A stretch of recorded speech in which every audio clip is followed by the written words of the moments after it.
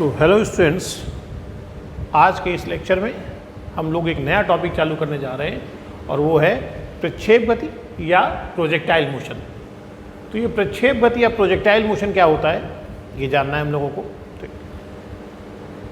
तो projectile motion, चलिए start करते हैं इसको। हम लोग कहते हैं कि अगर किसी बॉडी को, किसी पार्टिकल को हम लोग वर्टिकल डायरेक्शन के अलावा किसी और डायरेक्शन में अगर थ्रो करते हैं, ठीक, तो वो हमेशा एक कर्व पाथ पर मूव करता है, स्ट्रेट लाइन में नहीं। अगर आप वर्टिकल थ्रो करेंगे, ऐसे फेंकेंगे, तो ये बॉडी सीधे ऐसे ऊपर जाएगी, फिर सीधे नीचे आएगी। ये स्ट्रेट लाइन मोशन होता है जो आपने 9-10 में पढ़ा है, 11 के भी कोर्स में है, वो हम लोग इसके बाद पढ़ेंगे। वैसे रूल ये है, ठीक, पैटर्न जो है वो ये कि पहले स्ट्रेट लाइन मोशन पढ़ाया जाए, पर हम पहले आपको प्रोजेक्टाइल मोशन पढ़ा रहे हैं क्योंकि स्ट्रेट लाइन मोशन में जो इम्पॉर्टेंट पार्ट्स हैं वो इस बार 30% जो कोर्स कोरोना के चक्कर में घटा है उसमें हट गए हैं। तो जो बचा है वो 9-10 में आपने पढ़ा ही होगा, ठीक है, फिर भी हम लोग इसके बाद उसको पढ़ेंगे। तो अगर किसी पार्टिकल को हम वर्टिकल फेंकते हैं तो वो हमेशा स्ट्रेट लाइन मोशन करता है।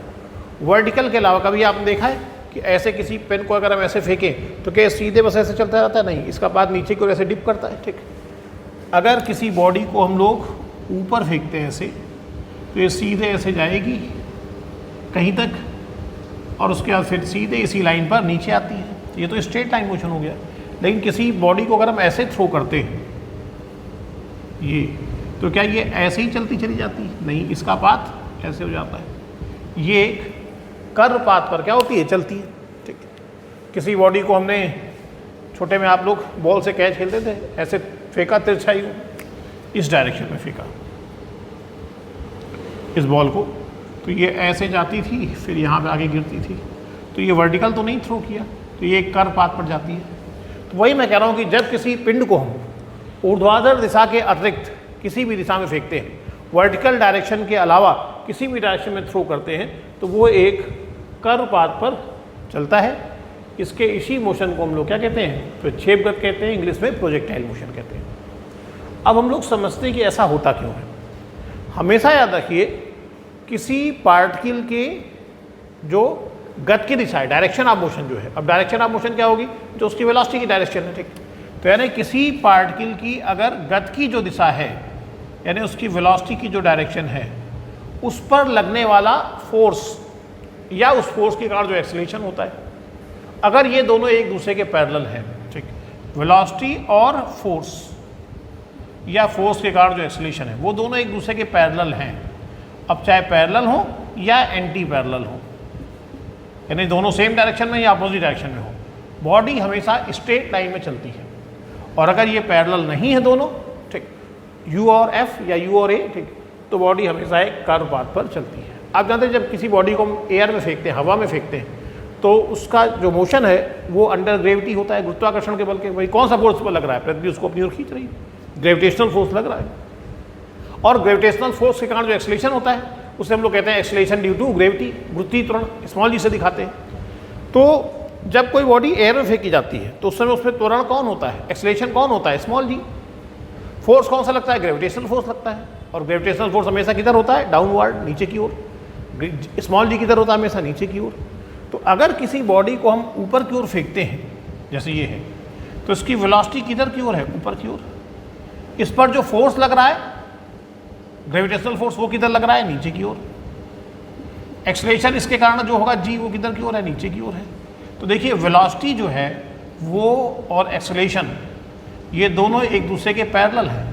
ठीक, एक ऊपर एक नीचे, लेकिन है तो पैरेलल, इसे एंटी पैरेलल बोलते हैं। तो ये बिल्कुल स्ट्रेट लाइन में सीधे ऊपर गया, और जब ये नीचे गिरना चालू होता है तो इसमें वेलोसिटी अब नीचे की ओर है और एक्सेलरेशन भी नीचे की ओर है।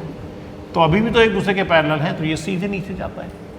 ठीक है, लेकिन यहाँ अगर देखें तो हमने इसको ऐसे हॉरिजॉन्टल फेंका तो इसकी वेलोसिटी तो इस डायरेक्शन में है, और एक्सेलरेशन इस पर किधर लग रहा होगा? फोर्स किधर लग रहा होगा? नीचे की ओर।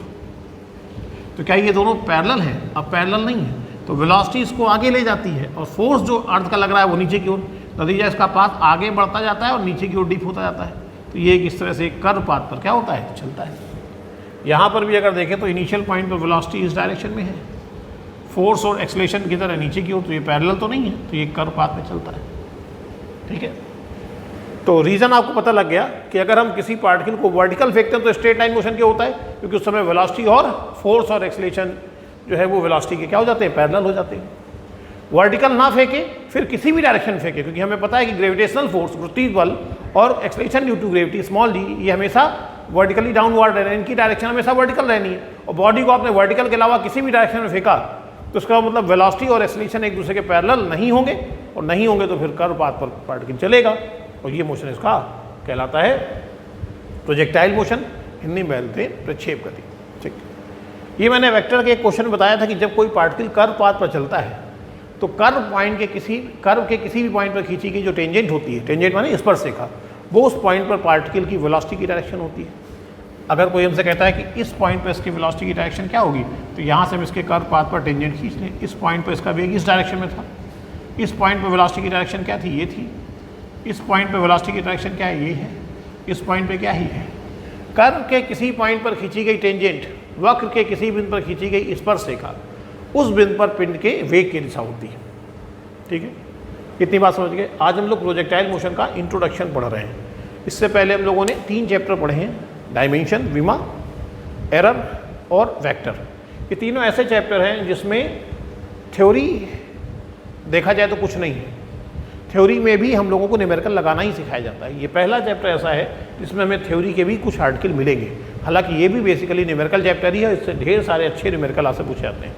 अब यहाँ से आपके मज़ेदार न्यूमेरिकल जो है वो चालू होंगे, जो आपके 11th के। ठीक, डायमेंशन और एरर में तो बहुत सिंपल क्वेश्चन थे, इसमें मज़ेदार सवाल चालू होंगे, उसमें कुछ थ्योरी के भी आर्टिकल मिलेंगे। लेकिन पहला जो लेक्चर होता है इसमें सभी बेसिक कॉन्सेप्ट समझने के लिए ही होता है, तो इसको आप ध्यान से बिल्कुल समझेंगे। ठीक, तो प्रोजेक्टाइल मोशन क्या होता है ये मैंने आपको समझाया। अब हम लोग थोड़ा सा डिस्प्लेसमेंट के बारे में जानते हैं कि डिस्प्लेसमेंट क्या होता है।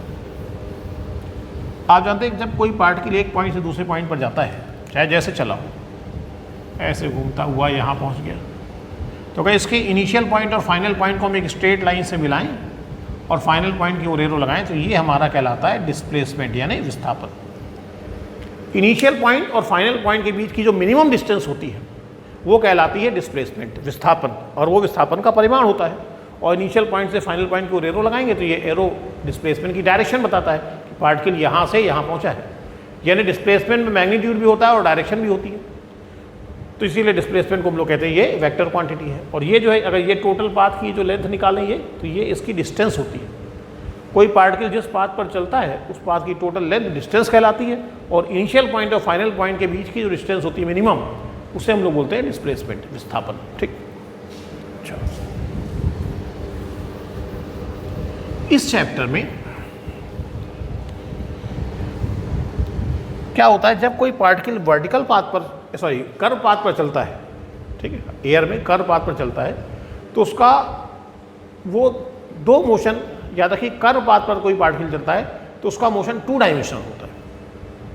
ठीक है, अब सीधे से फेंका तो ये 1 डायमेंशनल ही है, एक ही लाइन पे चल रहा है, इसको जो भी आप मान लो, एक्स एक्सिस मान लो, वाई एक्सिस मान लो, जो भी मान लो। ठीक, लेकिन जब कोई पार्टिकल कर्व पाथ पर चलता है तो वो 2 डायमेंशनल मोशन होता है। एक्स एक्सिस पर भी वो बढ़ रहा होगा और वाई एक्सिस पर भी बढ़ रहा होगा। जैसे अभी मैंने आपको बताया, यहाँ पर किसी पार्टिकल को हमने ऐसे फेंका तो ये जाता ऐसे नहीं है, जाएगा वो ऐसे। तो अगर मैं देखूँ ए से ये बी पर पहुँचा, इस पॉइंट पर मान लो, तो जब यहाँ से यहाँ पहुँचा तो अगर आप देखें तो कुछ इस डायरेक्शन में भी आगे बढ़ा है, देखना है अगर आपको, तो इसकी नई पोजीशन से हम इस पर परपेंडिकुलर ड्रा करते हैं, मान लीजिए सी पॉइंट पर। तो ए से अगर वो बी पर पहुँचा है तो इतना ए सी, इतनी डिस्टेंस तो वो हॉरिजेंटली यानी क्षैतिज में चला गया, और इतना नीचे आ गया। तो ये इसका हॉरिजेंटल डिस्प्लेसमेंट है, इसको अगर हम एक्स माने, और ये इसका वर्टिकल डिस्प्लेसमेंट है, इसको अगर हम वाई माने। तो जब कोई पार्टिकल कर्व पाथ पर चलता है, वक्रीय गति जो होती है, ये 2 गतियों का क्या होती है, मिश्रण होती है। इसमें क्षैतिज गति भी हो रही होगी और ऊर्ध्वाधर गति भी हो रही होगी, हॉरिजेंटल मोशन भी है और वर्टिकल मोशन भी है। पार्टिकल हॉरिजेंटली भी डिस्प्लेस हो रहा है और वर्टिकली भी। तो प्रोजेक्टाइल मोशन को हम लोग क्या करते हैं, हॉरिजेंटल मोशन और वर्टिकल मोशन 2 पार्ट में बांट लेते हैं। इसलिए इस चैप्टर में हम कभी भी ये नहीं देखेंगे कि बॉडी का डिस्प्लेसमेंट कितना हुआ, हम ये देखेंगे इसका हॉरिजेंटल डिस्प्लेसमेंट कितना हुआ। हॉरिजेंटल डिस्प्लेसमेंट का मतलब पहले जहाँ था और अब जहाँ है, इन दोनों पॉइंट्स के बीच की मिनिमम हॉरिजेंटल डिस्टेंस। पहले यहाँ था और अब यहाँ है, तो इस पॉइंट और इस पॉइंट के बीच की हॉरिजॉन्टल डिस्टेंस कितनी है? हॉरिजॉन्टल डिस्टेंस इतनी है। और वर्टिकल इस पॉइंट के बीच की वर्टिकल डिस्टेंस कितनी है? वर्टिकल डिस्टेंस यानी ये पॉइंट इससे कितना नीचे है, ये। तो प्रारंभिक और अंतिम बिंदु के बीच की जो न्यूनतम क्षैतिज दूरी होती है वो क्षैतिज विस्थापन कहलाती है, और जो न्यूनतम ऊर्ध्वाधर दूरी होती है उसे ऊर्ध्वाधर विस्थापन कहते हैं। तो इस पूरे चैप्टर में हम लोग पार्टिकल के मोशन को हॉरिजॉन्टल मोशन और वर्टिकल मोशन दो पार्ट में तोड़ देंगे, ठीक। तो इसलिए यहाँ पर जरा हम एक दो केस आपको दिखाते हैं जिसमें हम पहचान सकें कि हॉरिजॉन्टल डिस्प्लेसमेंट कितना है और वर्टिकल डिस्प्लेसमेंट कितना है। यहाँ पर मैंने दिखाया पार्टिकल ए से बी पर पहुँचा तो उसका हॉरिजॉन्टल डिस्प्लेसमेंट कितना है, तो ए और बी के बीच की क्षैतिज दूरी कितनी है? इसके बीच की क्षैतिज दूरी x है, तो क्षैतिज विस्थापन x हो गया। ए और बी के बीच की वर्टिकल डिस्टेंस कितनी है? बी ए से कितना नीचे है? y दूरी, तो वर्टिकल डिस्प्लेसमेंट y हो गया। अच्छा, मानिए किसी बॉडी को हमने ग्राउंड से फेंका, जैसे फुटबॉल को किक किया, फुटबॉल ऐसे होते हुए यहाँ गई। अब मैं पूछूँ, बताइए कि जब फुटबॉल वापस जमीन में पहुँची तो उसका वर्टिकल डिस्प्लेसमेंट कितना हुआ और हॉरिजॉन्टल डिस्प्लेसमेंट कितना हुआ? तो पहले यहाँ थी, अब यहाँ है। इन दोनों पॉइंट्स के बीच की हॉरिजॉन्टल डिस्टेंस तो ये हो गई, यहाँ से यहाँ तक की डिस्टेंस, तो ये हॉरिजॉन्टल डिस्प्लेसमेंट हो गया। वर्टिकल डिस्प्लेसमेंट कितना हुआ? 0। क्यों? क्योंकि इस पॉइंट और इस पॉइंट के बीच की वर्टिकल डिस्टेंस 0 है, दोनों सेम एक ही क्षैतिज तल में है, तो इनके बीच कोई वर्टिकल, कुछ लोग कहते हैं ये वर्टिकल डिस्प्लेसमेंट नहीं है। सिर्फ प्रारंभिक बिंदु और अंतिम बिंदु से मतलब होता है, और ये दोनों एक ही लेवल पर हैं, सेम लेवल पर हैं, इनके बीच की वर्टिकल डिस्टेंस 0 है। तो जब ये बॉल वापस ग्राउंड पर टकराई, हाँ, जब ये बॉल ए से बी पॉइंट पर थी, अगर मैं पूछूँ जिस समय ये ए से बी पर थी उस समय इसका हॉरिजॉन्टल डिस्प्लेसमेंट कितना है, तो यहाँ से जब ये यहाँ पहुँची तो अब तो हॉरिजॉन्टल में कितना आगे बढ़ चुकी है, कितनी डिस्टेंस, ये इसका हॉरिजॉन्टल डिस्प्लेसमेंट हो जाता, और इस पॉइंट और इस पॉइंट के बीच की वर्टिकल डिस्टेंस कितनी, इतनी, तो ये इसका ऊर्ध्वाधर विस्थापन हो जाता और ये क्षैतिज। लेकिन जब वो ग्राउंड पर पहुँच गई तो वर्टिकल डिस्प्लेसमेंट 0 हो गया, क्योंकि इस पॉइंट के बीच कोई वर्टिकल डिस्टेंस नहीं है। हाँ, ये इसका हॉरिजॉन्टल डिस्प्लेसमेंट है। क्लियर हो गई बात?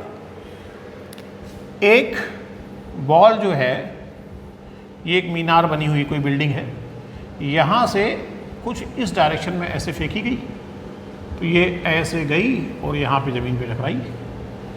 इसकी ये हाइट स्मॉल h है, ये जो पहले ऊपर जाएगी, ऊपर जाते एक मैक्सिमम पॉइंट पे पहुंची, उसके बाद नीचे गिरने लगी, तो ये जो मैक्सिमम हाइट इसकी ग्राउंड से है ये कैपिटल H है, और ये डिस्टेंस जो है ये मान लीजिए x है, मीनार से लेके यहाँ तक की। अब मैं पूछूं कि जब गेंद फेंकी गई उसके बाद जब ये गेंद ग्राउंड से टकराई, तो फेंके जाने और ग्राउंड से टकराने के दौरान, ठीक, आपको बताना है कि इस बॉल का हॉरिजॉन्टल डिस्प्लेसमेंट कितना हुआ और वर्टिकल डिस्प्लेसमेंट कितना हुआ। पहले यहाँ थी, अब यहाँ है। इस पॉइंट और इस पॉइंट के बीच की हॉरिजॉन्टल डिस्टेंस तो इतनी है, हॉरिजॉन्टल डिस्प्लेसमेंट तो क्लियर है, x हुआ। अब वर्टिकल डिस्प्लेसमेंट कितना हुआ? इसमें बहुत सारे लोग कहते हैं सर जी वर्टिकल डिस्प्लेसमेंट h हुआ। h नहीं है, h तो तब होता है जब यहाँ से फेंकी गई होती। इस पॉइंट और इस पॉइंट के बीच की वर्टिकल डिस्टेंस, फेंकी तो यहाँ से गई है ना, तो इस पॉइंट और इस पॉइंट के बीच की वर्टिकल डिस्टेंस जो है, ये पॉइंट इस लेवल पर है और ये पॉइंट इस लेवल पर है, और इन दोनों के बीच की वर्टिकल डिस्टेंस तो स्मॉल h है ना। इसलिए जब एक बॉल ग्राउंड से टकराती है तो इसका ऊर्ध्वाधर विस्थापन कितना हुआ, वर्टिकल डिस्प्लेसमेंट कितना हुआ, ये प्रारंभिक बिंदु और अंतिम बिंदु के बीच की ऊर्ध्वाधर दूरी स्मॉल h है, तो इसका वर्टिकल डिस्प्लेसमेंट जो है वो इस टावर की हाइट के बराबर है। तो मेरी समझ से आप हॉरिजॉन्टल डिस्प्लेसमेंट और वर्टिकल डिस्प्लेसमेंट देखना सीख गए होंगे। बस इतना देखना है कि पहले जहाँ था और अब जहाँ है पिन, इनिशियल और फाइनल पॉइंट के बीच की हॉरिजॉन्टल डिस्टेंस हॉरिजॉन्टल डिस्प्लेसमेंट होगी, वर्टिकल डिस्टेंस जो होगी वो वर्टिकल डिस्प्लेसमेंट होगी। क्लियर है? ये हम लोग ऐसा क्यों कर रहे हैं? क्योंकि हम यहाँ पर जब भी कोई पार्टिकल कर्व पाथ पर चलता है तो कर्व पाथ हॉरिजॉन्टल मोशन और वर्टिकल मोशन का कॉम्बिनेशन होता है, तो हम इन दोनों मोशनों को अलग अलग बांट के ही पढ़ते हैं। ठीक है? अच्छा, एक तो ये इसमें कॉन्सेप्ट था, और सेकेंड कॉन्सेप्ट जो है जो आप जानते हैं तो फिर भी मैं बता दूं कि अगर कोई मोशन है, अगर कोई गति है वो त्वरण के अंतर्गत हो रही है, यानी उसमें एक्सलेशन है। अगर कोई मोशन अंडर एक्सलेशन हो रहा है तो वहाँ पर हमेशा इक्वेशन ऑफ मोशन यानी गति के समीकरण हम लोग लगाते हैं। यानी अगर त्वरण है तो गति के समीकरण लगेंगे, 3 आपने पढ़े हुए हैं। एक v equal to u plus a t, एक पढ़ा है s equal to u t plus half a t square, एक आपने पढ़ा है v square equal to u square plus 2s। तो अगर एक्सलेशन है तो इनमें से कोई लगेगा, डिपेंड करता है कि हमें क्या दिया गया है और क्या निकालना है। लेकिन कोई मोशन में एक्सलेशन नहीं है, अगर एक्सलेशन नहीं तो हम लोग हमेशा वहाँ पर एक फार्मूला लगाते हैं, चाल बराबर दूरी बटे समय। Speed equal to distance upon time. ठीक है, यही तो करते हैं। अगर एक्सेलरेशन नहीं तो speed equal to distance upon time, acceleration है तो ये फॉर्मूले लगते हैं। ठीक है, क्योंकि यहाँ पर प्रोजेक्टाइल मोशन जो है वो एयर में हो रहा है, और जब कोई पिंड हवा में गति करता है तो उसका मोशन अंडर ग्रेविटी कहलाता है, गुरुत्वीय त्वरण के अंदर। ठीक, तो यहाँ पर एक्सेलरेशन हमेशा कौन रहेगा? जी रहेगा। ठीक, तो आपको 9th-10th में जब आपने पढ़ा है तो मोशन अंडर ग्रेविटी का स्ट्रेट लाइन मोशन तो आपने पढ़ा ही है, तो वहाँ पर आपको 2 केस पढ़ाए जाते थे, और वो कुछ इस तरीके से होते थे। अगर कोई बॉडी ऊपर से नीचे की ओर आ रही फेंकी गई है, u स्पीड से फेंकी गई h हाइट से, तो चूंकि एयर में है तो इसमें एक्सेलरेशन कौन होगा? g होगा। तो आपको बताया जाता था अगर कोई पिंड नीचे की ओर फेंका गया है तो ये इक्वेशन में बीच में सब में क्या रहेगा? प्लस। तो पहली इक्वेशन हम लोग ऐसे लिखते थे, v equal to u plus g t, और वहाँ पर हम लोग डिस्प्लेसमेंट को s से नहीं बल्कि h से दिखाते थे, कह ये हाइट है, तो आप लिखते थे यहाँ पे h equal to u t plus half g t square, और थर्ड इक्वेशन लिखते थे v square equal to u square plus 2gh। और यही अगर बॉडी ऊपर की ओर फेंकी जाती थी और ये h हाइट तक गई, तब आप लोग इसी इक्वेशन में बीच में माइनस लगा देते थे, ये कह करके कि वेलोसिटी ऊपर की ओर है लेकिन एक्सेलरेशन g नीचे की ओर है, बॉडी जिस ओर जा रही है उसकी अपोजिट डायरेक्शन में है g, तो बीच में सब जगह नेगेटिव लगा देते थे। ये 2 केस। हम लोग यहाँ पर ऐसा नहीं करेंगे। इंटरमीडिएट में हम लोग यहाँ पर एक चिन्ह परिपाटी, एक साइन कन्वेंशन का यूज़ करेंगे, और साइन कन्वेंशन के अंतर्गत हम लोग अपवर्ड डायरेक्शन हमेशा पॉजिटिव लेंगे, ऊपर की डायरेक्शन हमेशा पॉजिटिव लेंगे। तो ऊपर जो जो होगा, जो जो ऊपर होगा, जो जो वेक्टर क्वांटिटी, जो जो सदिश राशियाँ ऊपर की ओर होंगी वो पॉजिटिव ली जाएंगी, और नीचे की डायरेक्शन हम लोग हमेशा निगेटिव लेंगे। तो जो जो वेक्टर क्वांटिटी नीचे की ओर होंगी वो निगेटिव ली जाएंगी। ठीक है, गति के समीकरण में कौन कौन सी वेक्टर क्वांटिटी होती है? सिर्फ टाइम को छोड़कर, टाइम स्केलर है, बाकी सब इसमें वेक्टर होता है। तो हम लोग इक्वेशन हमेशा यही लिखेंगे, और फिर इसमें v, u, a और s की वैल्यू साइन सहित रख के देखेंगे। जो चीज़ ऊपर की ओर होगी उसको पॉजिटिव लेंगे, और जो नीचे की ओर होगा उसे निगेटिव लेंगे। अगर इस साइन कन्वेंशन से हम इन दोनों केस में आपको इक्वेशन बना के दिखाएं तो देखिए आप सेम इक्वेशन बनेंगी।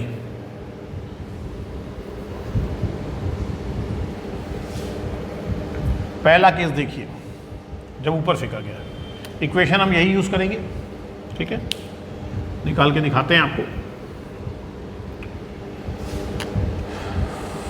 तो यहाँ पर अगर हम देखेंगे, ठीक है, तो सारी इक्वेशन यही बनेंगी। ठीक है, अब मैं जो है, चलिए देखिए, अगर ये बॉडी नीचे की ओर आ रही है तो फाइनल वेलोसिटी जब ज़मीन से टकराएगी तभी तो नीचे की ओर ही होगी, तो v positive, v negative, sorry नीचे की डायरेक्शन निगेटिव लेते हैं। तो लीजिए माइनस v, इनिशियल वेलोसिटी भी नीचे की ओर है तो माइनस u प्लस एक्सेलरेशन कौन होगा? g, और वो किधर की ओर होता है? नीचे की ओर, तो minus g into T.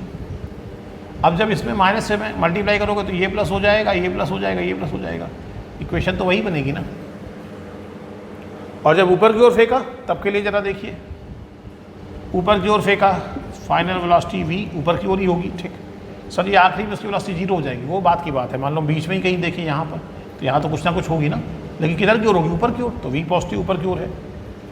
u फेंका तो किधर की ओर है? ऊपर की ओर, प्लस उसके बाद में गुरुत्वीय त्वरण किधर की ओर होगा? त्वरण कौन है यहाँ पर? a कौन है? g, किधर की ओर? नीचे की ओर, नीचे की ओर तो माइनस g, और फिर t, तो v equal to u minus g t, यही तो बन गया। तो सर हम लोग ये तो डायरेक्ट याद करते हैं कि ऊपर की ओर फेंका गया तो बीच में निगेटिव लगा देना है, नीचे की ओर है तो पॉजिटिव लगा देना है।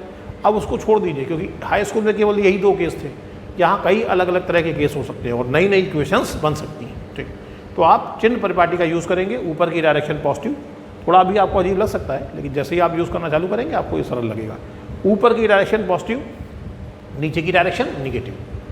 जो जो वेक्टर क्वांटिटीज ऊपर की ओर है वो पॉजिटिव ली जाएंगी, जो वेक्टर क्वांटिटीज नीचे की ओर है वो निगेटिव ली जाएंगी इन गति के समीकरणों में। ठीक, और इसमें स्केलर केवल एक ही होता है, टाइम। टाइम रखना है तो ऐसे ही रख देना है, बाकी सबका साइन देख करके हमें रखना होगा। क्लियर हो गई बात? ये इतनी बात अच्छे से समझ में आ गई सबको? ठीक, तो ये आपका प्रोजेक्टाइल मोशन की बेसिक बातें जो है वो मैंने आपको बताई, जो बिल्कुल बेसिक बातें हैं। ठीक,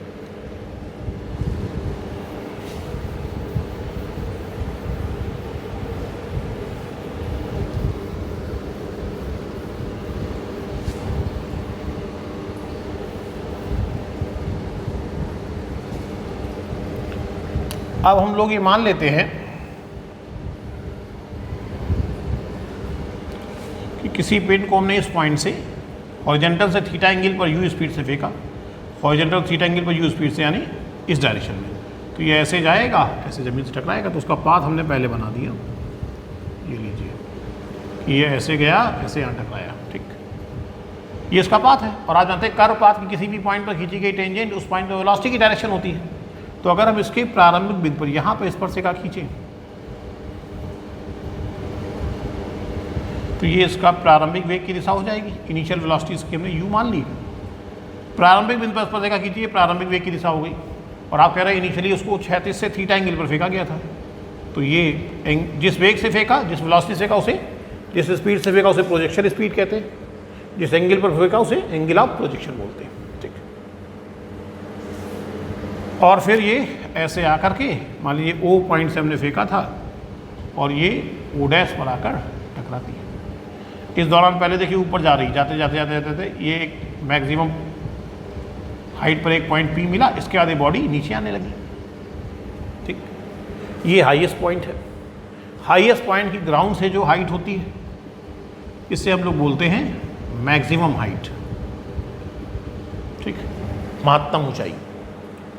यहाँ से यहाँ तक आने में जितना समय लगा, यानी जब तक ये उड़ता रहा, इसे हम लोग बोलते हैं उड्डयन काल, टाइम ऑफ फ्लाइट, ठीक। तो यहाँ से यहाँ तक आने का समय टाइम ऑफ फ्लाइट। और जहाँ से फेंका और जहाँ पर जाकर ये पिन टकराया, इन दोनों पॉइंट्स के बीच की जो हॉरिजॉन्टल डिस्टेंस होती है इसे हम लोग बोलते हैं हॉरिजॉन्टल रेंज, क्षैतिज परास। तो इसे हम आर से दिखा रहे हैं। तो आज हम आपके लिए इन्हीं तीनों चीज़ों के फार्मूले निकालेंगे, ठीक है। जिनके पास मेरे नोट्स हैं उसमें पहले प्रोजेक्टाइल के पाथ की इक्वेशन निकाली गई है, लेकिन वो हम लोग नेक्स्ट लेक्चर में निकालेंगे। आज हम लोग 3 फार्मूले प्रूव करेंगे। एक प्रक्षेप से प्राप्त महत्तम ऊंचाई का सूत्र, मैक्सिमम हाइट का फार्मूला, दूसरा हॉरिजॉन्टल रेंज का फार्मूला, तीसरा टाइम ऑफ फ्लाइट का फार्मूला, ठीक। तो सबसे पहले हमें क्या करना है प्रोजेक्टाइल मोशन में, इसकी जो ये वेलोसिटी है इसके हमें 2 कंपोनेंट कर लेने हैं, हॉरिजॉन्टल और वर्टिकल, क्योंकि हम मोशन को हॉरिजॉन्टल और वर्टिकल मोशन में बांट देंगे, तो इसलिए वेलोसिटी के हम 2 कंपोनेंट कर लेते हैं। इसकी कंपोनेंट हम जानते हैं, डेल पॉइंट से एक्स एक्सिस खींची हुई है, वाई एक्सिस हमने और खींच दी, हेड पॉइंट से इधर परपेंडिकुलर डाला और टेल पॉइंट से इधर की ओर एरो खींच दिया। ये वेक्टर u का x कंपोनेंट हो गया ux। ऐसे ही y एक्सिस पर परपेंडिकुलर डाला और टेल पॉइंट से y एक्सिस की एरो खींचा, तो ये वेक्टर u का y कंपोनेंट हो गया uy। कंपोनेंट्स करना आपको वेक्टर में सिखाया गया है, शायद 3rd या 4th लेक्चर।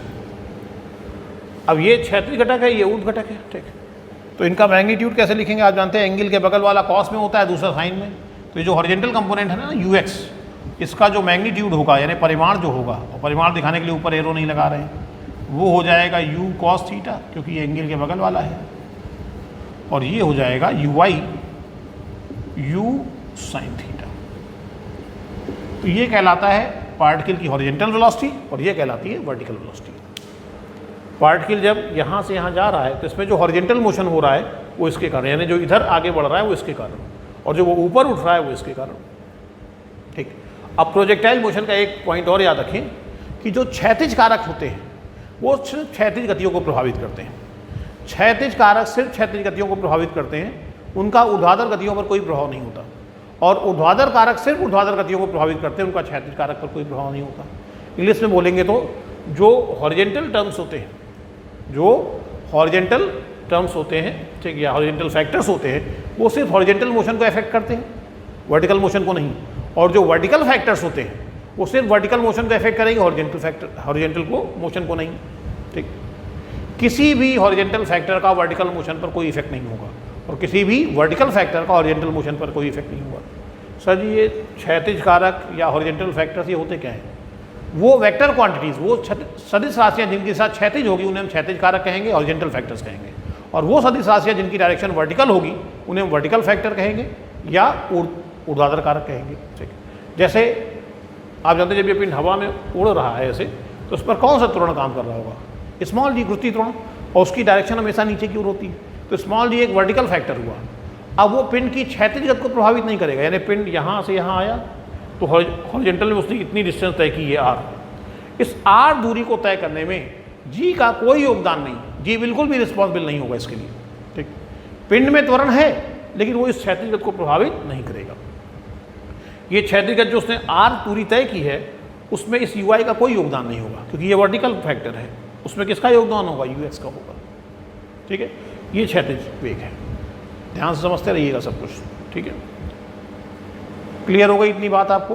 ठीक, क्षैतिज कारक सिर्फ क्षैतिज गतियों को प्रभावित करते हैं, ऊर्ध्वाधर कारक सिर्फ ऊर्ध्वाधर गतियों को प्रभावित करते हैं। ठीक है, मान लीजिए कि हम मान लें कि O से P तक आने में इसको जो टाइम लगा वो T है, सिर्फ इतना, यहाँ से यहाँ तक का टाइम मिल गया T। अब आप ये जानते हैं कि अगर कभी तो एक्सेलेरेशन जो होता है त्वरण, वो वेलोसिटी की डायरेक्शन में हो तो वेलोसिटी जो है उसका मैग्नीट्यूड लगातार बढ़ता जाता है, क्योंकि तब वो त्वरण होता है। लेकिन अगर एक्सेलेरेशन वेलोसिटी के अपोजिट डायरेक्शन में हो तो वेलोसिटी का मैग्नीट्यूड लगातार घटता जाता है, क्योंकि तब वो रिटार्डेशन का काम करता है। पढ़ा है आपने? ठीक, अरे भाई किसी को हमने ऊपर की ओर फेंका तो वेलोसिटी ऊपर की ओर, और इस समय कौन सा एक्सेलेरेशन होगा, जी, वो नीचे की ओर। तो देखिए अपोजिट डायरेक्शन में, तो आप सब जानते हैं कि जब पिंड ऊपर फेंकते हैं उसकी वेलोसिटी लगातार घटती जाती है, फिर कहीं जाके जीरो हो जाती है। तो क्यों घट रही है, क्योंकि वेलोसिटी और एक्सेलेरेशन अपोजिट डायरेक्शन में है। और वही जब ऊपर से नीचे गिरता है तो वेलोसिटी किधर की ओर, नीचे की ओर, एक्सेलेरेशन भी नीचे की ओर, दोनों सेम डायरेक्शन में है, तो वेलोसिटी लगातार बढ़ती जाती है।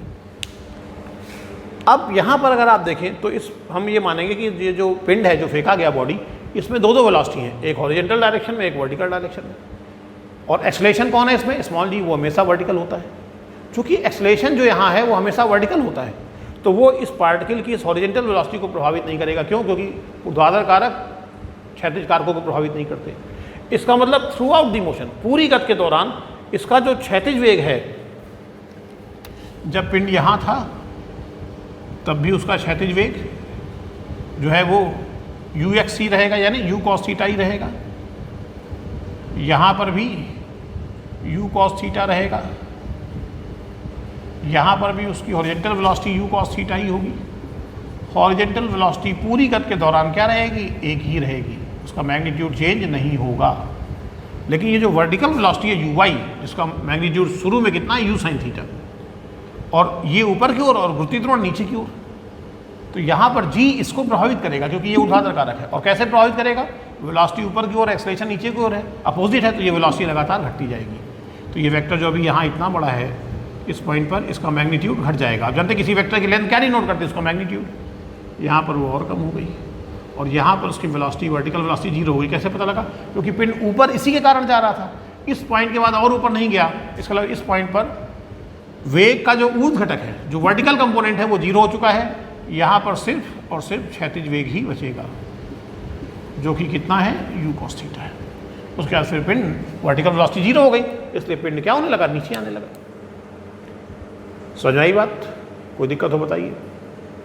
जैसे हम किसी पिंड को ऊपर की ओर फेंकते हैं, मान लो हमने 10 मीटर पर सेकेंड की स्पीड से फेंका, तो फेंकते समय 10 था, फिर यहाँ कहीं 8 हो गया, फिर 6 हो जाएगा, फिर 4 हो जाएगा, फिर 2, फिर कहीं पर 0।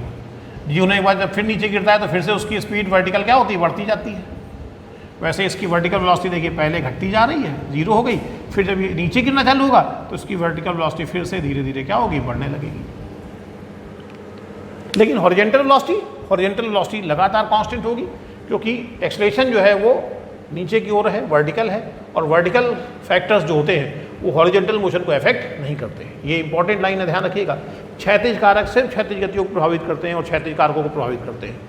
ऊर्ध्वाधर कारक सिर्फ ऊर्ध्वाधर गतियों और ऊर्ध्वाधर कारकों को ही प्रभावित करते हैं। ठीक है, बात समझ में आ गई आपको?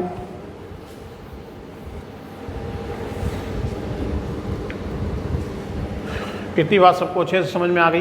ठीक, तो चलिए अब हम लोग निकालते हैं इसमें पहला फार्मूला जो प्रूव करने जा रहे हैं, वो है उड्डयन काल का, यानी time of flight.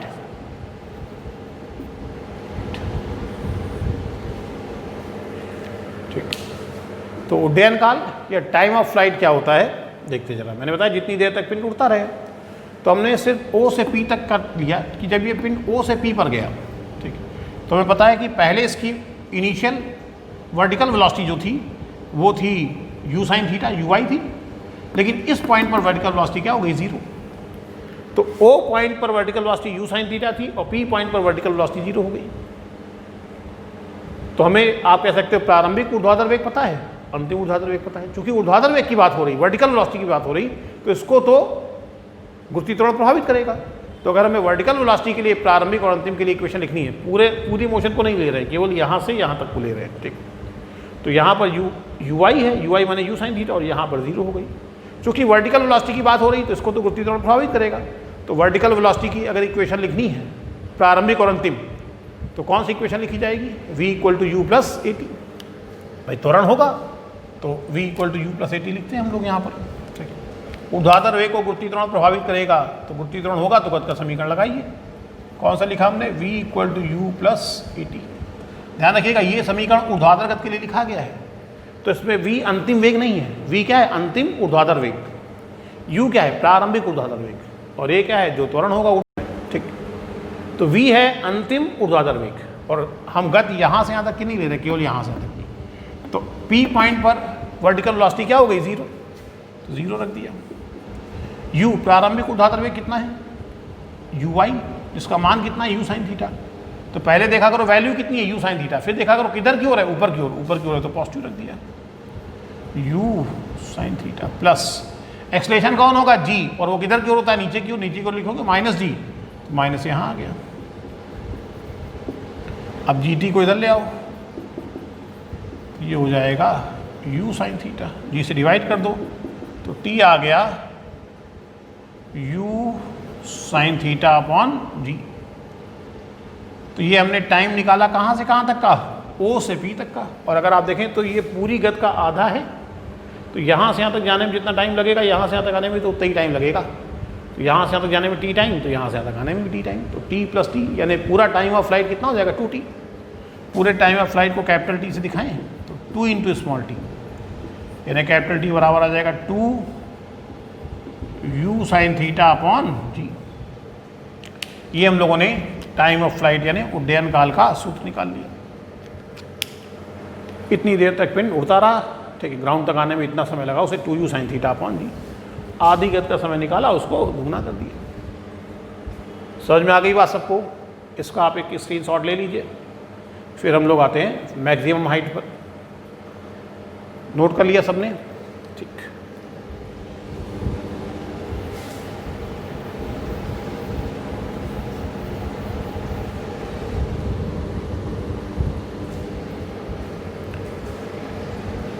Time of flight को निकालने का एक और भी मेथड अगर आप देखना चाहें तो, ठीक, सेकेंड मेथड भी इसका मैं बता देता हूँ। बुक में तो, नोट्स में तो ऐसे ही दिया गया होगा, लेकिन एक सेकेंड मेथड भी देख लें जो अच्छा लगे आपको। हमें यहाँ से यहाँ तक आने का टाइम निकालना है। तो हमने मान लिया इसे यहाँ से यहाँ तक आने में कैपिटल T समय लगा। टाइम ऑफ फ्लाइट को कैपिटल T से दिखाते हैं, तो हमने मान लिया कि बॉडी को यहाँ से यहाँ तक आने में कैपिटल T समय लगा। अब ये सोच के बताइए कि कैपिटल T समय में इसका वर्टिकल डिस्प्लेसमेंट कितना हुआ? कैपिटल T समय में, कैपिटल T से मतलब यहाँ से यहाँ तक आने में लगा समय, इसका वर्टिकल डिस्प्लेसमेंट कितना हुआ? ऊर्ध्वाधर विस्थापन कितना हुआ? 0। क्योंकि पहले जहाँ था ज़मीन पे था, अभी भी कहाँ पर है? ज़मीन पे ही है। तो दोनों तो एक ही लेवल पर है ना। तो इनिशियल पॉइंट और फाइनल पॉइंट एक ही लेवल पर है, यानी इनके बीच की ऊर्ध्वाधर दूरी कितनी? 0। क्षैतिज दूरी तो है, ये इसका क्षैतिज विस्थापन तो ये है, लेकिन ऊर्ध्वाधर दूरी तो 0 है। इसका मतलब हम कह सकते हैं कैपिटल T समय में पिंड का ऊर्ध्वाधर विस्थापन 0 होता है। ये जानकारी हमारे पास है कि कैपिटल T समय में इसका वर्टिकल डिस्प्लेसमेंट 0 होगा। तो अगर ये जानकारी आपके पास है कैपिटल T समय में इसका वर्टिकल डिस्प्लेसमेंट 0 होगा, आप जानते हैं वर्टिकल डिस्प्लेसमेंट यानी ऊर्ध्वाधर विस्थापन किस वेग के कारण होगा? इसके कारण। उसमें इसका कोई रोल नहीं। क्या ऊर्ध्वाधर विस्थापन में त्वरण भी होगा? बिल्कुल, गुरुत्वीय त्वरण की डायरेक्शन ऊर्ध्वाधर होती है, तो ये ऊर्ध्वाधर गति में होगा।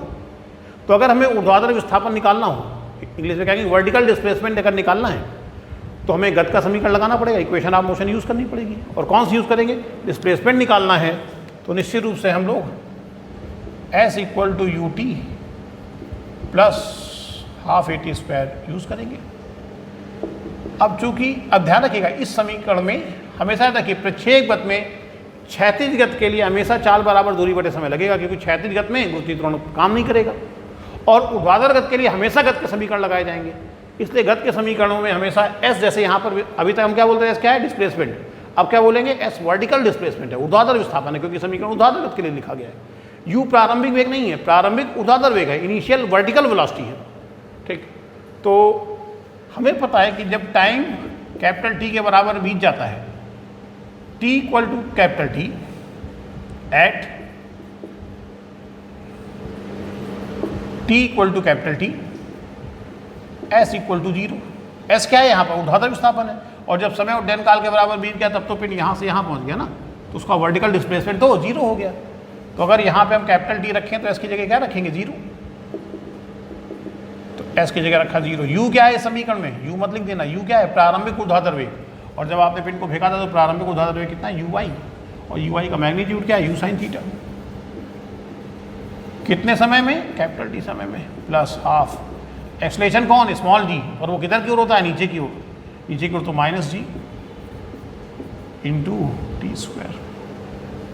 ठीक, तो ये आ जाएगा u sine theta into T minus half g t square. इससे टी कॉमन ले लीजिए, u sine theta minus half g T into T. अब अगर आप देखें तो इसका जो प्रोडक्ट है वो जीरो है। अब दो संख्याओं का गुणनफल, दो नंबर्स का अगर प्रोडक्ट जीरो है तो इसका मतलब उनमें से कोई एक तो कम से कम जीरो होगा, या तो दोनों होंगे। तो इसका मतलब या तो कैपिटल टी जीरो हो या ये जीरो हो।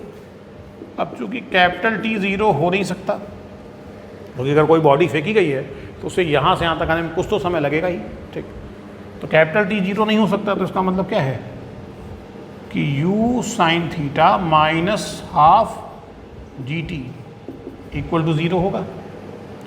हाफ जी टी को इधर ले जाएंगे तो प्लस हो जाएगा, तो ये हो जाएगा half g t equal to, इधर क्या बचा?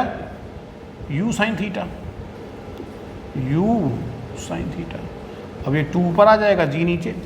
ठीक, तो ये आपकी इक्वेशन आ जाएगी। यहाँ से इधर लिख देता हूँ मैं, कैपिटल D की वैल्यू आ जाएगी 2u sine theta upon g. तो लीजिए, हमने पूरी गत का टाइम एक ही साथ कैपिटल टी क्या माना था आपने? ओ से, यही तो माना था कि यहाँ से यहाँ तक आने में कैपिटल टी समय लगेगा। तो कैपिटल टी की वैल्यू आ गई 2u साइन थीटा अपॉन जी, जो अभी हम लोगों ने 2 स्टेप में निकाला था। यहाँ से यहाँ तक का समय क्या निकला था? u साइन थीटा अपॉन जी। फिर ये हुआ कि यहाँ से यहाँ तक आने में उसका डबल समय लगेगा, दुगना कर दिया था। अब ये पूरा एक साथ निकाल लिया। बस ये आपके दिमाग में क्लिक करना चाहिए कि कैपिटल टी समय में जब ये बॉडी यहाँ से यहाँ पहुँची तो इसका वर्टिकल डिस्प्लेसमेंट जीरो हो चुका है। तो वर्टिकल डिस्प्लेसमेंट निकालना है, इसको जी इफेक्ट करेगा, इसलिए गत का समीकरण लगाया।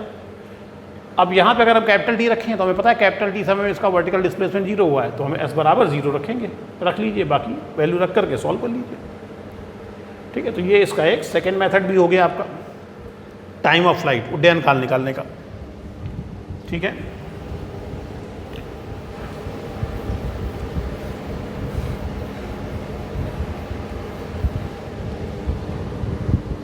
अब हम लोग निकालते हैं महत्तम ऊंचाई। महत्तम ऊंचाई यानी मैक्सिमम हाइट, जो कि h है। ठीक है, मैक्सिमम हाइट निकालनी है। आपको पता है कि जब ये पार्टिकल O से P पर पहुंचा, यहाँ से यहाँ पहुंचा, अगर मैं पूछूं बताइए इस समय इसका वर्टिकल डिस्प्लेसमेंट कितना हुआ है, तो जब यहाँ से यहाँ पहुंचा तो इस पॉइंट और इस पॉइंट के बीच की वर्टिकल डिस्टेंस तो कैपिटल h ही है कि नहीं है?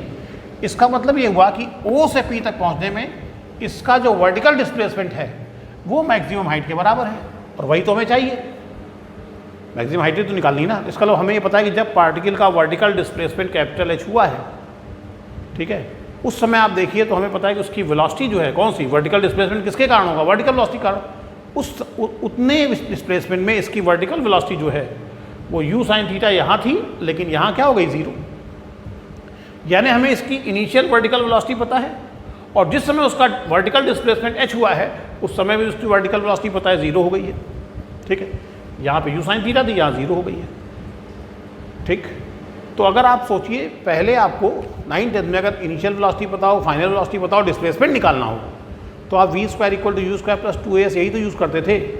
तो यहाँ से यहाँ तक इतनी गत के लिए अगर हम v square equal to u square plus 2as use करें, ठीक है, v square equal to u square plus 2as गत के समीकरण जब भी लिखेंगे, इसका मतलब हम पिंड की ऊर्ध्वाधर गत की बात कर रहे हैं, क्योंकि ऊर्ध्वाधर गत में ही त्वरण होगा। क्षैतिज गत को तो जी इफेक्ट ही नहीं करेगा। जब इफेक्ट ही नहीं करेगा तो हम कहेंगे इसमें कोई त्वरण है ही नहीं। तो इसमें v square equal to u square plus 2as। इसमें v क्या है? Final vertical velocity. u क्या है? इनिशियल वर्टिकल वेलोसिटी यानी अंतिम ऊर्ध्वाधर वेग, प्रारंभिक ऊर्ध्वाधर वेग। s क्या है? ऊर्ध्वाधर विस्थापन। अब जब ये देखिए यहाँ से यहाँ पहुँचा तो इसका वर्टिकल डिस्प्लेसमेंट कितना हुआ? इतना। क्या इस पॉइंट पर वर्टिकल वेलोसिटी जीरो होगी? नहीं, यहाँ कुछ ना कुछ तो होगी, तभी तो और ऊपर गया है। जब यहाँ पर पहुँचा, यहाँ से यहाँ तक इसका वर्टिकल डिस्प्लेसमेंट कितना हुआ? इतना। इस पॉइंट पर भी वर्टिकल वेलोसिटी जीरो नहीं है। जब ये यहाँ पहुँचा तो इसका वर्टिकल डिस्प्लेसमेंट h है और वर्टिकल वेलोसिटी जीरो। तो इसका मतलब अगर हम यहाँ s की जगह h रखते हैं, ठीक, यानी हम ये मानना है कि डिस्प्लेसमेंट कितना हो गया वर्टिकल? h के बराबर, तब तो हमें v बराबर क्या रखना चाहिए? जीरो रखना चाहिए ना, क्योंकि उस समय वर्टिकल वेलोसिटी क्या हो चुकी है? जीरो। तो यहाँ से यहाँ तक जब पिंड पहुँचा तो सोचिए P पॉइंट पर फाइनल वर्टिकल वेलोसिटी कितनी है? जीरो। तो जीरो रख दिया। u इस समीकरण में क्या है? इनिशियल वर्टिकल वेलोसिटी, और वो कितनी है? ui means u sine theta. और किधर की ओर है? ऊपर की ओर। ऊपर की ओर है तो पॉजिटिव रखा। हम यहाँ से यहाँ तक के लिए ये इक्वेशन लगा रहे हैं, ठीक है।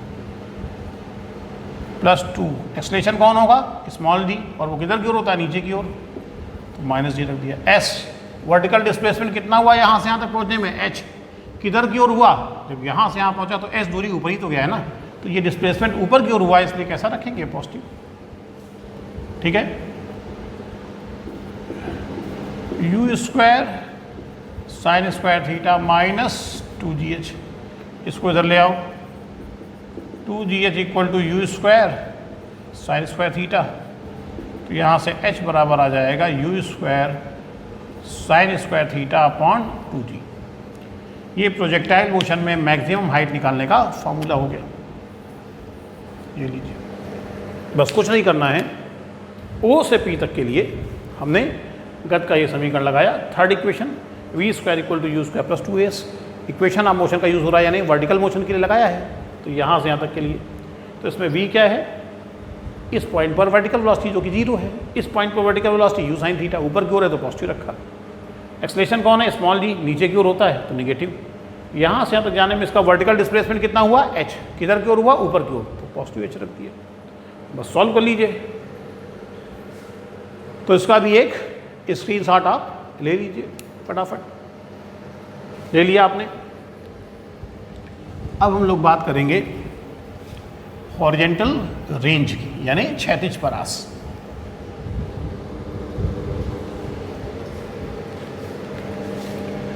तो थर्ड पॉइंट जो है वो है क्षैतिज परास का सूत्र,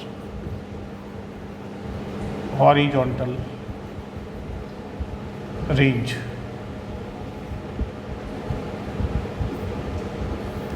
हॉरिजॉन्टल रेंज को किससे दिखाते हैं? R से। रेंज सबका मतलब ही तो आपने अक्सर सुना होगा कि इस राइफल की रेंज जो है वो 20 मीटर है। इसको जहाँ से गोली दागेंगे उससे 20 मीटर दूर तक जाएगी, यहाँ से फेंका यहाँ तक जाएगी, तो ये इसकी हॉरिजॉन्टल रेंज कहलाती है। अगर आप देखें तो हॉरिजॉन्टल रेंज क्या है? जब हमने बॉडी को फेंका और जहाँ पे जाके वो टकराई, इन दोनों पॉइंट्स के बीच की हॉरिजॉन्टल डिस्प्लेसमेंट ही तो है। फेंके जाने के बाद टकराए जाने तक में उसने क्षैतिज में जितनी दूरी तय की। तो हॉरिजॉन्टल रेंज निकालने का मतलब है कि यहाँ से यहाँ तक जब पिंड पहुँचा तो वो क्षैतिज दिशा में कितना विस्थापित हो गया निकालना है, हॉरिजॉन्टल डिस्प्लेसमेंट निकालना है। और आपको पता है कि ये डिस्प्लेसमेंट जो हुआ है वो इस वेलोसिटी के कारण हुआ, ux के कारण, क्योंकि ये क्षैतिज विस्थापन है। इसको तय करने में इसका कोई योगदान नहीं होगा। तो ये डिस्प्लेसमेंट इस वेलोसिटी के कारण हुआ है, बिना किसी एक्सलेशन के हुआ है। पिंड पर लगातार एक्सलेशन है, लेकिन वो एक्सलेशन इसको प्रभावित नहीं कर रहा है, क्योंकि एक्सलेशन कैसा है? वर्टिकल है, और वो हॉरिजॉन्टल मोशन को इफेक्ट नहीं करेगा। तो इसका मतलब बॉडी का जो हॉरिजॉन्टल मोशन है वो बिना त्वरण के हुआ है। कितने समय में? जितने समय में पिंड यहाँ से यहाँ पहुँचा है, यानी कैपिटल T समय में। इसका मतलब ये जो क्षैतिज विस्थापन है वो इस ux वे के कारण बिना त्वरण के कैपिटल T समय हुआ है। अब चूंकि त्वरण नहीं तो यहाँ चाल बराबर दूरी बटे समय लगाएंगे। Speed equal to distance upon time, तो यहाँ से डिस्टेंस बराबर distance equal to speed into time. कौन सी डिस्टेंस? Horizontal distance. ये इसी को तो रेंज कह रहे हैं ना। तो क्षैतिज दूरी बराबर क्षैतिज वेग ux, दूरी बराबर चाल, कौन सी चाल? जिसके कारण हुआ है, इनटू समय। कितने समय में हुआ है? कैपिटल T समय में। तो r equal to ux into capital T, r equal to ux into capital T। और ux की वैल्यू हो गई u cos थीटा, और कैपिटल टी अभी निकाला था हम लोगों ने 2u sin theta upon g। ठीक है, अब u इंटू यू स्क्वायर, बाकी 2 sin theta cos theta upon g. 2 sin theta cos theta को एक साथ लिख दिया, और 2 sin थीटा cos थीटा क्या जाता है sin 2 थीटा। ये हो गया u square sin 2 theta upon g. तो ये हॉरिजेंटल रेंज का आपने फार्मूला निकाल लिया। हॉरिजेंटल रेंज का फार्मूला आ गया u square sin 2 theta upon g. तो क्षैतिज गति में कभी त्वरण होगा नहीं, क्योंकि पिंड में हमेशा गुरुत्वीय त्वरण कार्य कर रहा है, उसकी डायरेक्शन हमेशा नीचे की ओर होती है। तो हॉरिजेंटल मोशन को स्मॉल जी इफेक्ट करेगा नहीं। तो यहाँ पर आपको फेंके जाने से टकराए जाने तक का क्षैतिज विस्थापन निकालना है। तो ये दूरी जो उसने तय की है वो इस वे के कारण तय की है। कितने समय में? कैपिटल टी समय में। तो कौन सा फार्मूला लगना है? Distance equal to speed into time. Distance कितनी ट्रेवल की हॉरिजेंटल में? आर। किस स्पीड से? यूएक्स स्पीड से। कितने समय में? कैपिटल टी समय में। यूएक्स की वैल्यू कैपिटल टी की वैल्यू रख के सॉल्व कर लीजिए। समझ में आ गई बात सबको? तो ये मैंने आपको प्रोजेक्टाइल मोशन में कुछ बेसिक फार्मूले जो है प्रूव कराए हैं। नेक्स्ट लेक्चर में इसकी थ्योरी कंप्लीट हो जाएगी। थ्योरी में बहुत बड़ा चैप्टर नहीं है, हालांकि बहुत कंसेप्चुअल है। बहुत ध्यान से इन बातों को समझिएगा। ठीक, तो न्यूमेरिकल जो है एक से एक ज़बरदस्त आपको न्यूमेरिकल इसमें मिलेंगे। तो चलिए पढ़ाई करते रहिए, अपना ख्याल रखिए, घर पर रहिए। Thank you.